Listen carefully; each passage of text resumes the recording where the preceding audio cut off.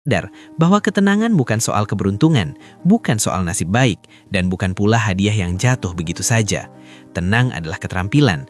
Ia dilatih dari cara kita mengambil keputusan kecil setiap hari, dari cara kita mengelola keinginan, membedakan kebutuhan, dan menetapkan batas, dari keberanian untuk berkata cukup meskipun dunia terus mendorong kita untuk ingin lebih. Orang yang hidupnya tenang bukan berarti hidupnya tanpa masalah. Mereka tetap punya tantangan, tetap punya kekhawatiran, dan tetap harus berjuang. Bedanya, mereka tidak membiarkan semua itu menguasai pikirannya. Mereka belajar mengatur ritme hidupnya sendiri, bukan mengikuti tekanan dari luar. Mereka memahami bahwa ketenangan bukan datang ketika hidup sempurna, tetapi ketika kita berhenti menuntut kesempurnaan dari hidup.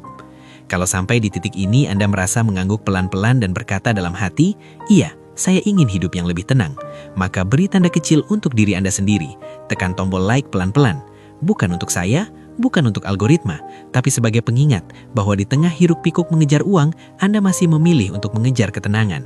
Karena pada akhirnya, hidup yang terasa ringan bukan ditentukan oleh seberapa banyak yang kita miliki, tetapi oleh seberapa sedikit hal yang terus membebani pikiran kita. Kunci ke-1, terima realita tanpa menyerah. Salah satu sumber kelelahan terbesar dalam hidup dengan gaji pas-pasan bukanlah kurangnya uang, melainkan perlawanan batin yang tidak pernah selesai. Kita tahu kondisi kita seperti apa, tetapi di saat yang sama, kita terus memaksa diri untuk hidup seolah-olah kondisinya berbeda. Disinilah banyak orang salah paham. Mereka mengira menerima keadaan sama dengan mengakui kekalahan. Padahal, menerima dan menyerah adalah dua hal yang sangat berbeda.